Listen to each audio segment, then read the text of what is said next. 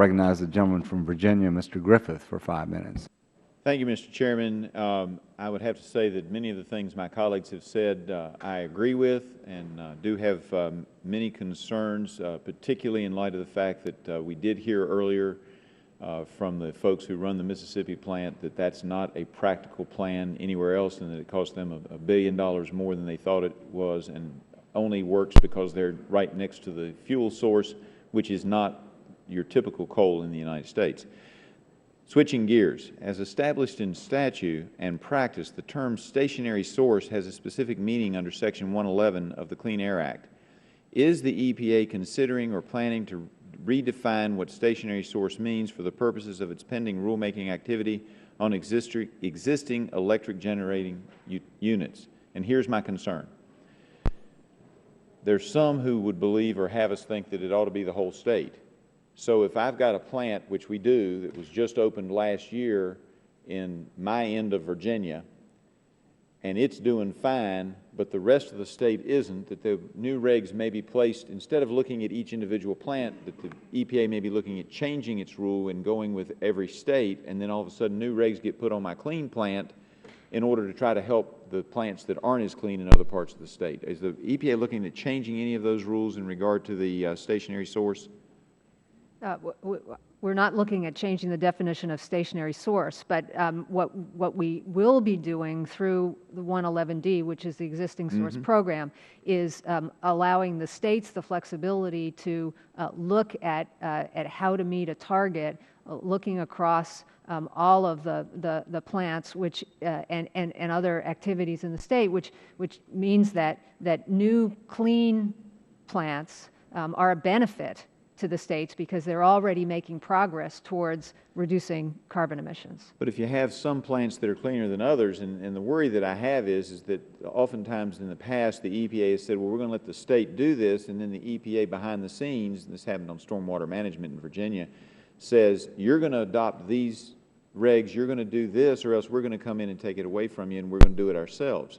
That was actual testimony in front of a committee I used to sit on when I was in the state legislature. So I'm a little concerned that if you're going to let the states go and look at a statewide project, maybe it's not my new clean plant, but it's one that's a little bit newer than some of the others, and is there going to be pressure put on the states to then say, okay, we don't care if you have one bad actor or two bad actors, you've got to ratchet it up on everybody in order to meet certain standards? Yeah.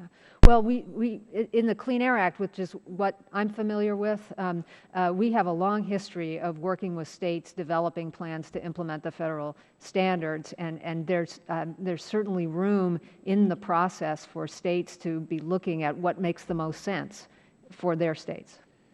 Well, and I would like to think that we could figure out what makes the most sense, but that's not been my experience in the past with some of the regulations.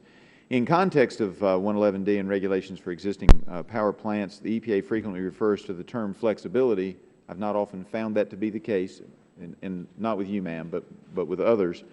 Does this mean flexibility in setting the standards or in implementing the standards? In implementing the standards. It's EPA's role to set the guideline, the target. But if flexibility is good, shouldn't it be good for also not only for implementing but also for setting the standards to make sure that we're not putting people out of business, or as you testified a few minutes ago, making sure that we have grid reliability?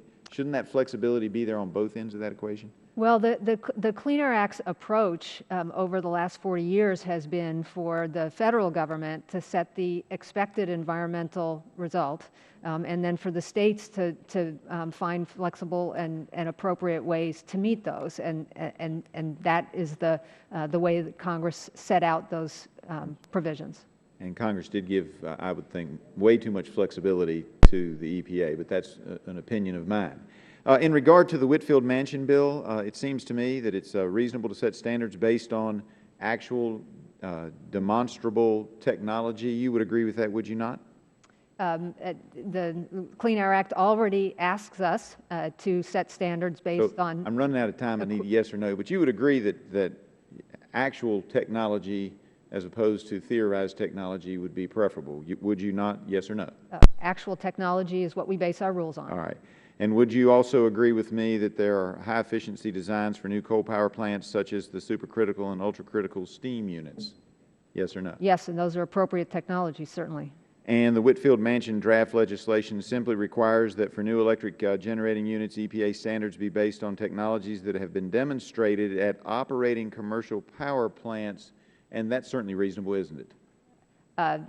That would not I'm be out of the time, approach sir. of the Clean Air Act that has been proven over the years to work effectively in developing yes or no? technology. I would not agree. All right. Yep. Gentleman